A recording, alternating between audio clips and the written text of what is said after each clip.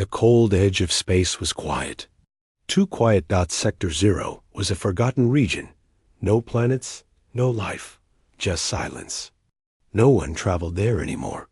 It was deep space, empty and dark. But on this day, something changed. Rallo sat at his work desk. In Observation Station 17, he was a junior analyst, just 90 cycles old. For his species, he was still young. Most of his work was boring, checking old data logs, watching inactive sectors. But today, a red alert blinked on his console. He sat up straight. No alerts ever came from Sector 0? System error? He muttered and tapped the screen, but it wasn't an error. It was a signal, short, clean, powerful. Rallo's eyes widened as he studied the data. The signal had a pattern, something intelligent. It was not random static. It repeated only once, then stopped. He recorded it, ran the translation algorithm. But nothing came. The signal didn't match any known species, not even ancient ones. It was a ghost message, a voice from the void. Rallo called his supervisor. "Sir," he said, keeping his voice calm, "I found something unusual from Sector 0. The supervisor walked over slowly. He was old and tired, and didn't like being disturbed. "Let me guess," he sighed. "Another false alarm?" "No, sir, it's real. Look." The supervisor scanned the data. His eyes narrowed. Only one signal. No origin point. No follow-up transmission. He looked at Rallo. "Delete it. Sector 0 is off limits. You don't want to go poking around in that zone." "Why?" Rallo asked. "What's out there?" The supervisor didn't answer. He walked away. Later that night, Rallo stayed behind. He couldn't let it go. He replayed the signal again and again. Still no translation. But something about it felt heavy, important. He ran a deep scan. The result came with one shocking label. Language root, human, Earth origin. Rallo's hands froze. Earth? He had read about humans in history archives. They were a powerful species, once part of the Galactic Council. But 200 years ago, they vanished, cut contact, shut borders, and left the stars behind. No one had heard from them since. Some believed humans were extinct. Others believed they chose to stay hidden. By choice. And now this single human origin. Sent from a dead sector. The next day, Rallo sent a formal report to the Galactic Council. He waited for hours. No reply. Then the system screen flashed. Report received. No action required. That was it. No questions. No follow-up. They were ignoring it. Frustrated, Rallo posted the data anonymously on the Inner Science Network. He called it Ghost Signal from the Lost Ones. It spread quickly. Some scientists laughed. Others mocked him. A few said it was fake. But a small group of researchers took interest. They ran their own scans and confirmed the same result. The signal was human-made, real, but no one knew what it meant. And then something terrifying happened. 3 days later, long-range sensors across 6 sectors went offline. The silence wasn't technical, it was forced. Something massive was passing through space, blacking out every scan. No one could see what it was. Only one satellite caught a blurry image, a shadow. A ship, gigantic, silent. Then, a deep tremor passed through galactic comms. The signal had returned, but this time, it wasn't short. It was loud, low. It spread across every system like a whisper in the bones of space. Every species heard it. Every planet paused. Every fleet stopped moving. The message was the same in all languages. First contact initiated. In the Galactic Council's main chamber, panic broke out. "Who sent it?" one leader shouted. "Where is it from?" Asked another. The head of security said quietly, "It's from Earth, or something that used to be." An elder race stood and whispered, Titan-class. The room fell silent. A Titan-class warship was a myth-tales of ancient human ships, so powerful they could control gravity itself. None had been seen for centuries. None should exist anymore. And yet, one was now entering the galaxy again. Rollo sat in his bunk, staring at the blinking message on his screen. His report had been ignored, but now the whole galaxy was listening and afraid because the humans had returned, and they hadn't said why. The Galactic Council's Grand Hall stood high above the clouds of Cythera Prime. From its crystal dome, leaders of over 300 star systems could see the stars. But on this day, no one looked up. The hall was tense. A new meeting had been called, an emergency session. Red banners blinked on every screen. At the center stood the High Speaker, a thin, four-eyed being from the Vidari species. He tapped the central orb with his claw, and a hologram of the shadowy warship appeared. No sound. Just a slow-moving Titan. "This is not a rumor," the High Speaker said. "This is not a drill. The ship is real, and it is human." Gasps echoed through the room. An insectoid general clicked her mandibles. "Impossible. Earth has been silent for generations. Their fleet was dismantled. Their alliance ended." Reptilian ambassador hissed. "We let them leave in peace. Why return now without warning?"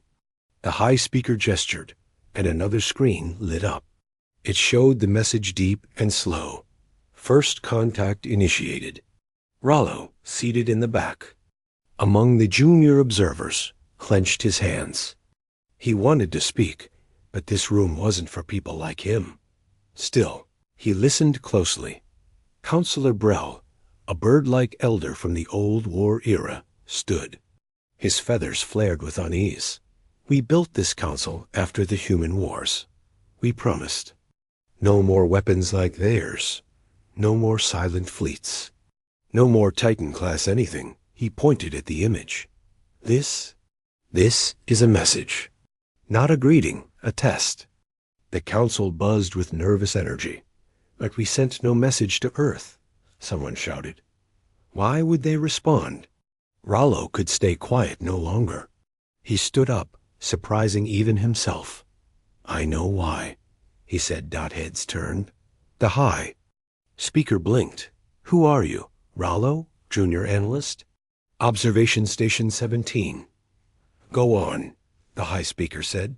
Curious, Rollo swallowed. "A week ago, I received a single signal from Sector 0. It was short, encoded in ancient human code. It came and vanished in less than 2 seconds. You reported it?" "Yes. My supervisor ignored it. The council marked it as low priority." "Son." Murmurs began. Rollo continued. "I believe that signal was ours.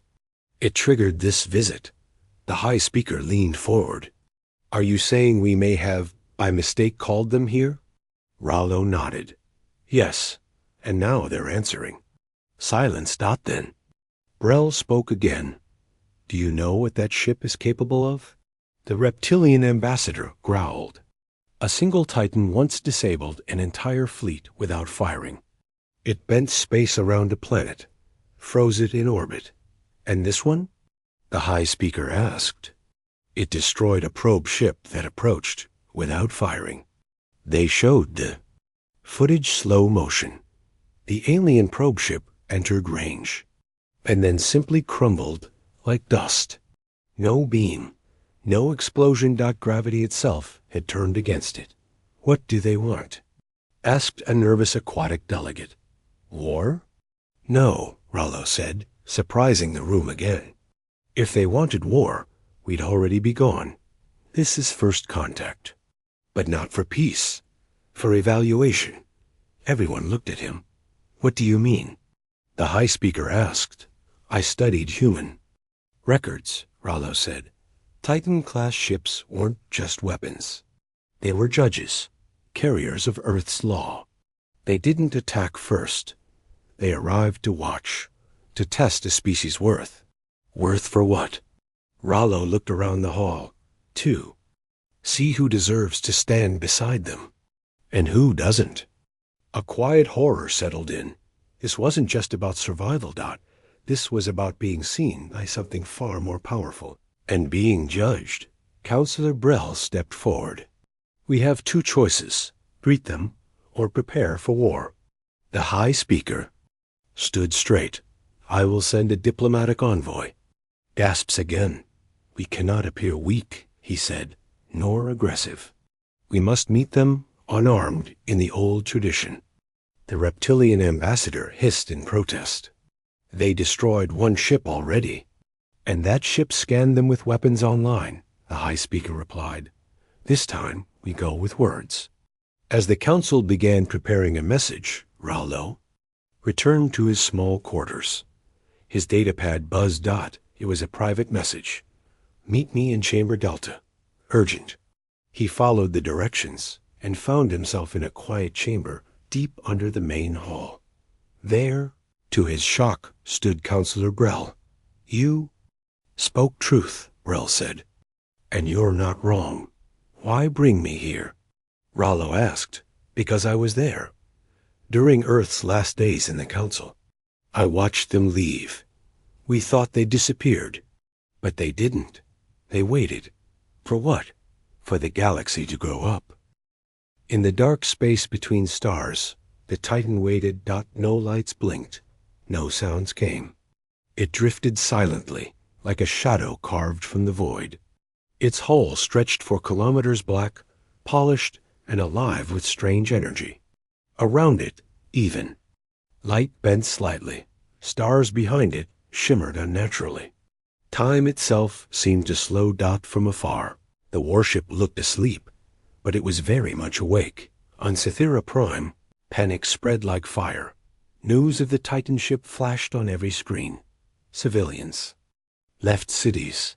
Ships filled the sky as people tried to escape. Traders dumped cargo to flee faster.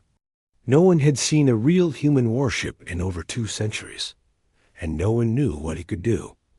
Even the word Titan made governments nervous. Across the galaxy, hundreds of fleets were put on alert. Some species sent spies to watch. Others simply prayed. Inside the Council's war room, the decision was final. A diplomatic envoy would go. Small, unarmed, peaceful. A ship was chosen. Its crew trained in dozens of alien languages, their vessel carrying a white banner of peace. But they were afraid. Even from a distance, the Titan made them feel small. It didn't move. It didn't threaten. But its presence was loud, like a giant, standing still in a silent field. Rollo watched everything from a live broadcast screen in his room. The envoy ship approached slowly. Every 10 seconds, it sent the same signal. Become in peace. Please respond. No answer. They moved closer. Are the Galactic Council envoy. Please identify yourself. Silence. Then they reached the outer field of the Titan. Suddenly, the stars around the envoy twisted just slightly, and the ship jerked in place. Alarms blared inside. The crew tried to steer, but nothing worked. The engines shut down. The ship didn't explode. It simply unraveled. Its parts pulled apart gently, as if invisible hands were peeling it open layer by layer. No fire, no sound. It was beautiful and terrifying. In the council hall, screams broke out. They attacked us. One shouted. No, Brell yelled. They never moved. We moved too close. The High Speaker froze the screen and played it back. The moment the envoy entered the Titan's gravity field, it was no longer in control. They didn't destroy it, he said softly. They let the universe do it. The council fell silent. Hours passed. No more messages were sent. No fleets moved. The Titan remained still, like a monument to fear. Then something unexpected happened.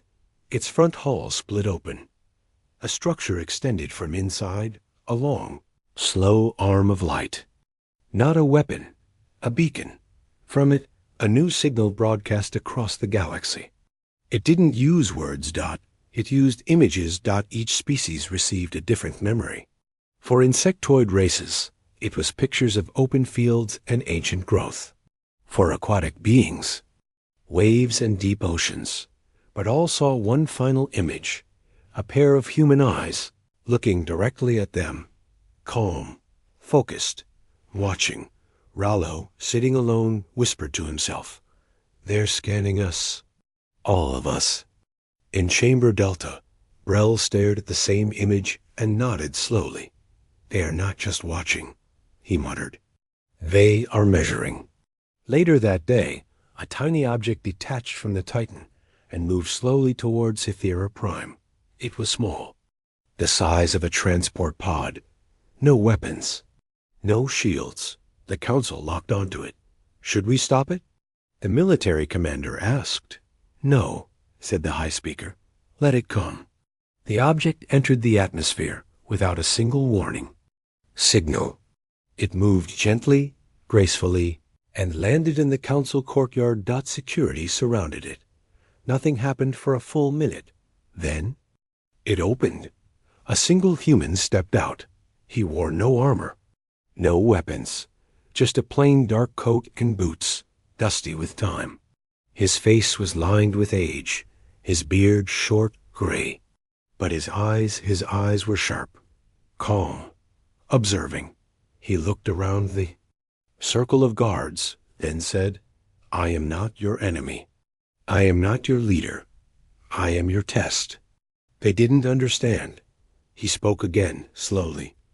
"My name is Elias. I carry the voice of Earth." The guards looked at each other, unsure. Elias stepped forward and said something that stopped them all. "First contact has already begun, and many of you have already failed." Asterisk.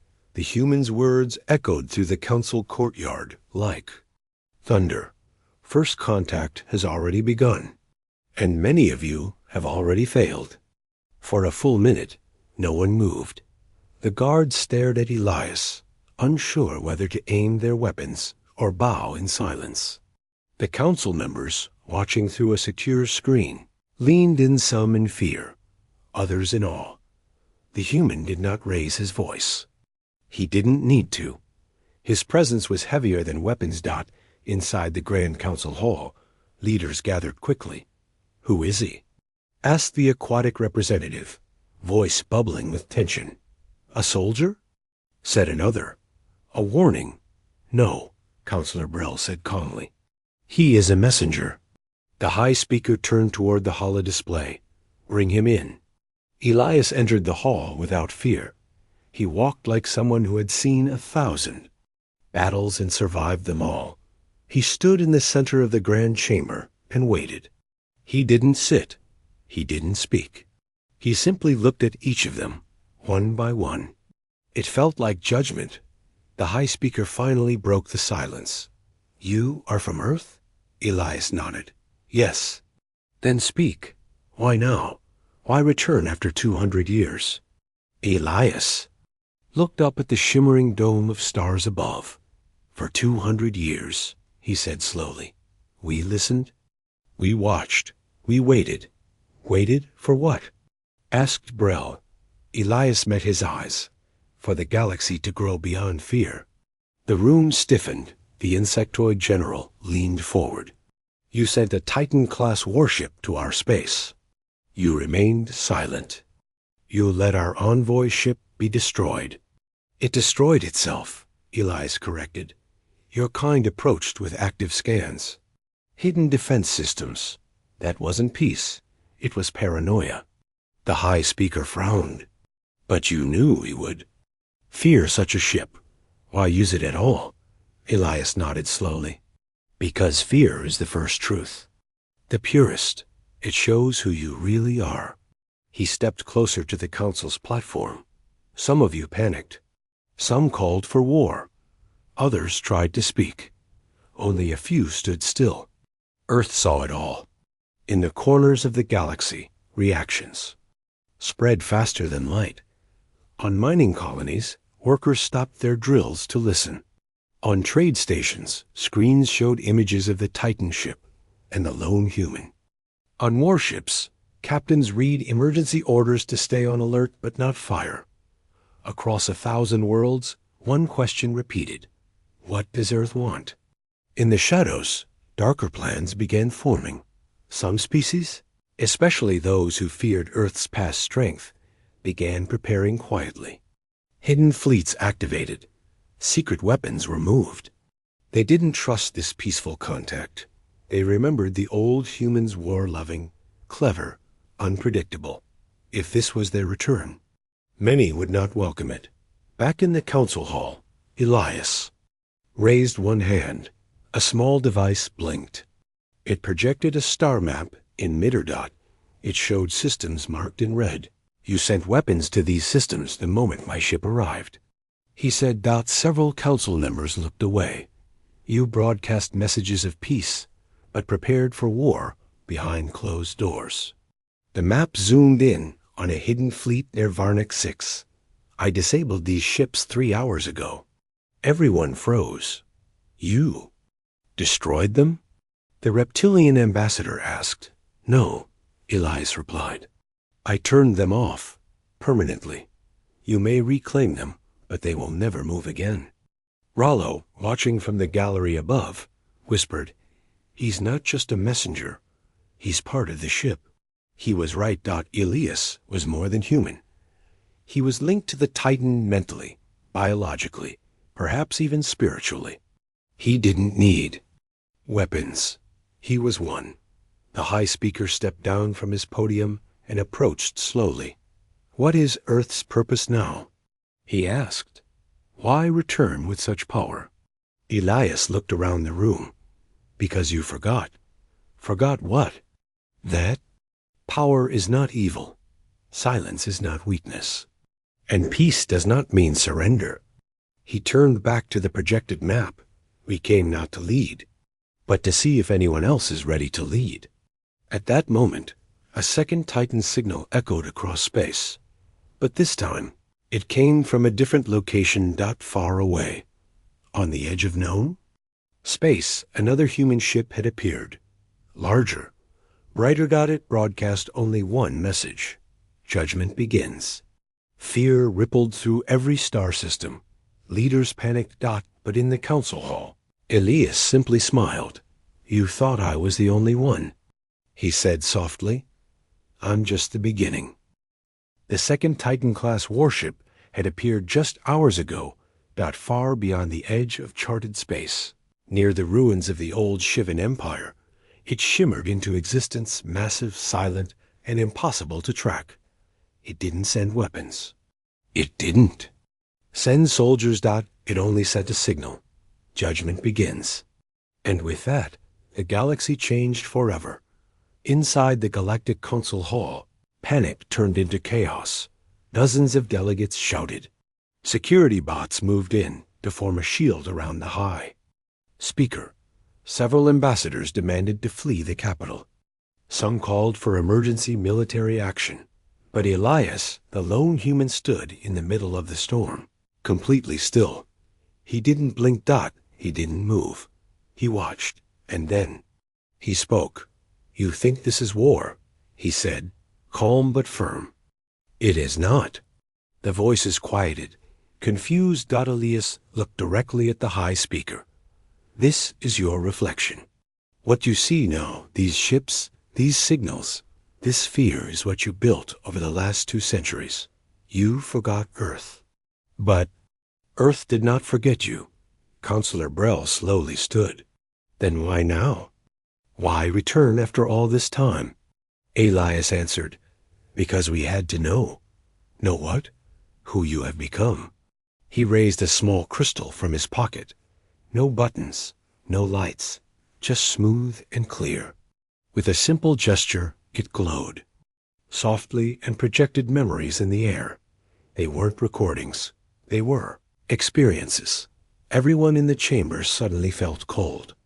The images showed a distant colony, a place where a peaceful species begged for help from a nearby empire, but was ignored. Another showed smugglers enslaving a moon of refugees. While local governors looked away, another showed scientists silenced. For discovering something powerful that could benefit all species. Shut down because of fear. Elias turned the crystal off. These are your own actions, he said. Your own choices. Silence again. But this silence was not from fear. It was from guilt. The high speaker's voice was low.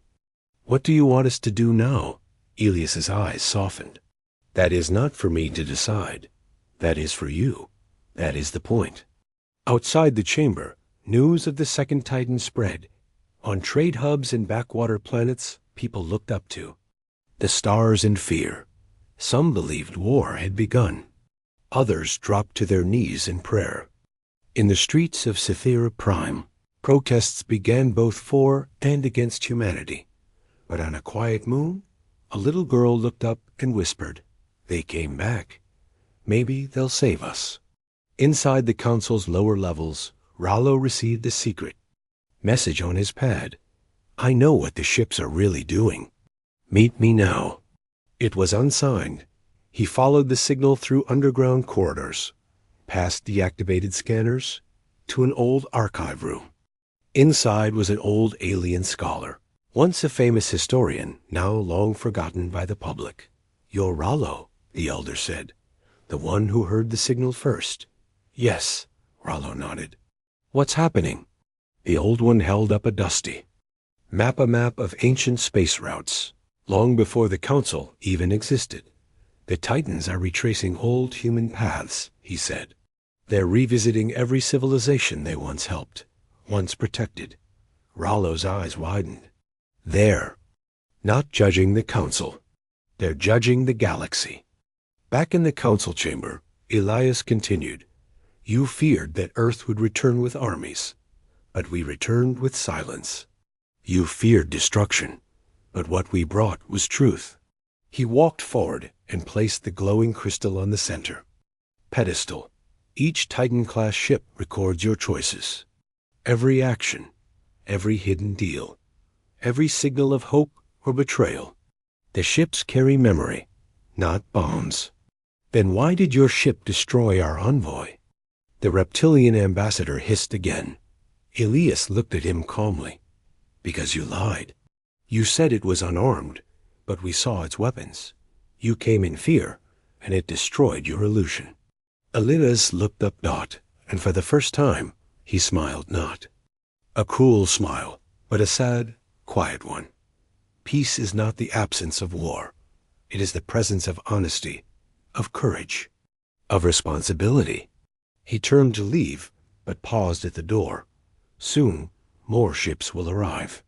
Not to fight, but to observe. He looked back one final time. Do not speak words of peace, live them.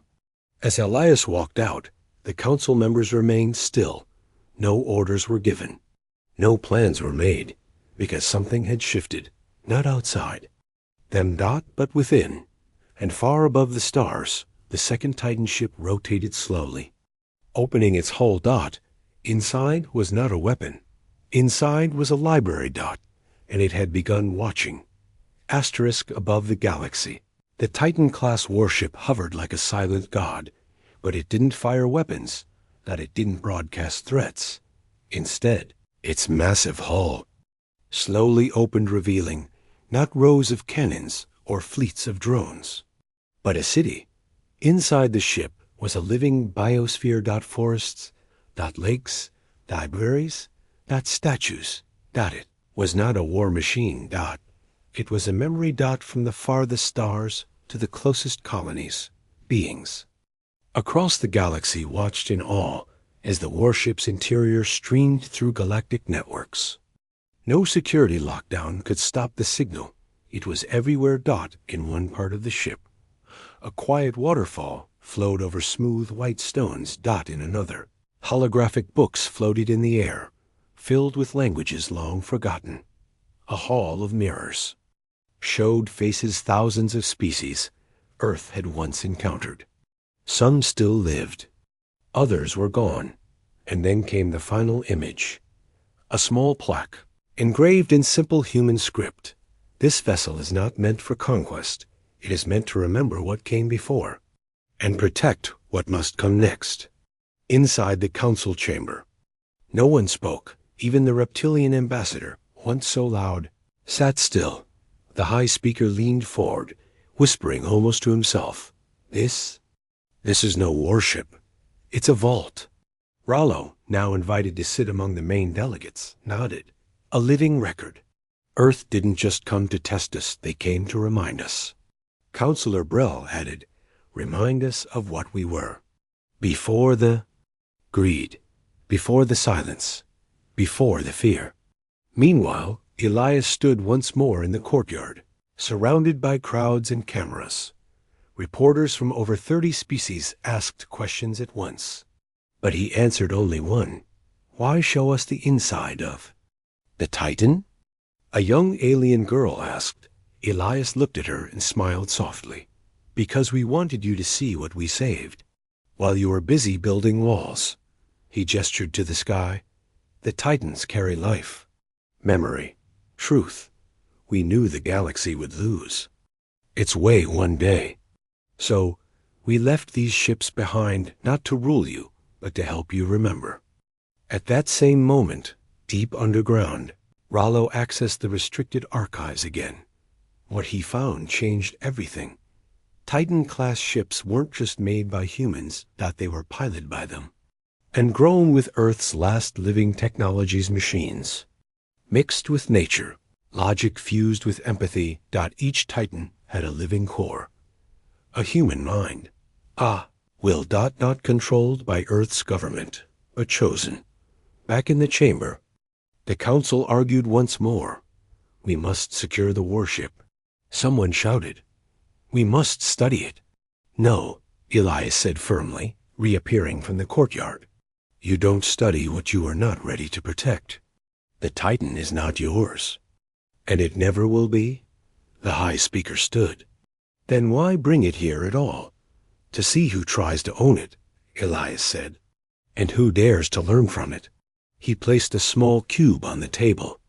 Inside, holograms of the ship's AI flickered symbols showing timelines, ethical records, and council failures never made public. You wanted power. Earth wanted understanding. In secret chambers across the galaxy, panic spread. Warlords feared the Titans were judging them. Corrupt leaders hid data. Some tried to hack the signal feeds, each one failed. One planetary dictator even tried launching nukes into space toward the Titan. They were caught mid-air, frozen by gravity fields, and crumbled to dust. No retaliation came, just silence. That was worse. Across the stars, people began talking again, not about war, but about truth. On trade ships, smugglers turned off weapons. On outer colonies, people gathered to watch ancient human lessons, now rebroadcasted by the Titans' tales of unity, failure, rebuilding. Even species who once hated Earth began to wonder, were we the ones who changed? Then something unexpected happened. A third Titan ship arrived, but this one was different. It was smaller. Its hull was cracked, damaged that it had been attacked. It limped through space, trailing silent distress codes. And it carried a name that no one had spoken in 100 years. Titan Ark, last survivor of Europa's flame. Elias looked up at the broken ship on the screen. His face darkened. They knew we were coming, he whispered. Someone remembered more than we expected. The council stared. Who attacked it?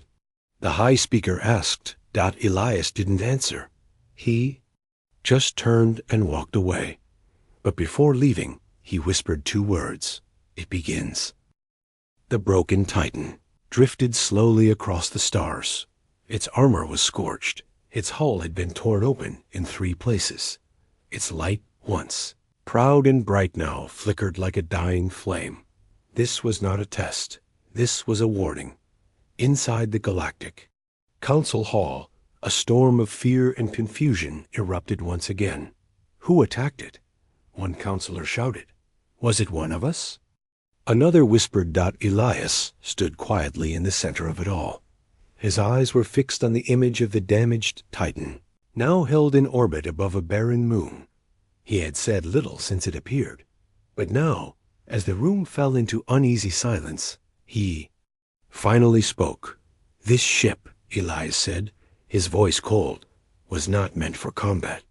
It carried survivors, children, elders, records from Europa's last colony. It traveled in peace." Counselor Brell stepped forward, his voice low. "Who would strike a ship like that?" Elias looked up, and for the first time there was fire. In his eyes, someone who remembered Earth's power and feared it would return. Rollo watched from the balcony. He had spent the last day decoding old human files with the help of the ancient scholar, and what he found chilled him. Long ago, when Earth pulled back from the galaxy, they left behind something dangerous. Not weapons, but truth. Titan ships were scattered, each containing memories, laws, and recordings of galactic crimes committed. While the Council grew fat and blind, someone in the galaxy had remembered and wanted those records buried. Across the stars, whispers spread like wildfire. Who had done it? A rival empire? A hidden council faction? Or worse, someone within the council itself? No answers came, but something else did. The damaged Titan, orbiting the moon, pulsed once, and then transmitted a single, final message. Earth's silence was a gift. You chose to break it. All screens across the galaxy turned white, then dark. Then lit up again, one by one. From the deep core of the first Titan-class warship, a massive broadcast began. It wasn't just sent to the Council. It was sent to everyone, every world, every station, every ship. A human voice, calm, deep, and unmistakably alive, began to speak. To those who feared us, we are not here to conquer. To those who hated us, we are not here for revenge. To those who remembered us wrongly, we did not forget the truth. Images flashed. Peaceful colonies destroyed during forgotten wars. Leaders signing secret deals. Civilizations erased from records. We watched, we remembered, and we learned. Then came the final words. Words that shook the stars. Earth is no longer silent. Earth no longer waits. We do not seek thrones. We seek truth.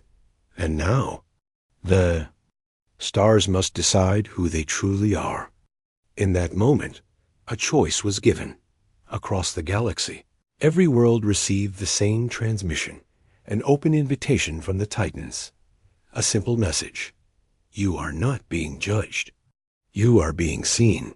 How you respond next will write the history of this galaxy. Some worlds powered down their weapons, others opened long forgotten archives. Some leaders wept. A few still plotted war, but most simply looked up in silence, because they knew now what had returned. Not just Earth, not just a ship, but a force that didn't demand loyalty, a force that demanded truth. On Cythera Prime, Elias stood alone beneath the stars. The High Speaker approached him quietly. Will there be war? The speaker asked. Elias shook his head. Only if you lie again, and if we speak truth. Elias looked at the stars, where dozens of small lights began appearing. More Titan ships, coming not in attack, but in silence. He smiled softly. Then maybe we share the stars once more. Far away, in a quiet lab, Rollo opened a final sealed file from the Titan's database. It contained Earth's last official message before they vanished 2 centuries ago. He read it out loud, his voice trembling. We leave not because we are weak, but because you are not yet ready. When you are, we will return not to rule you, but to walk beside you. Now they had returned, and the galaxy had to decide to fear the silence or learn from it. Asterisk.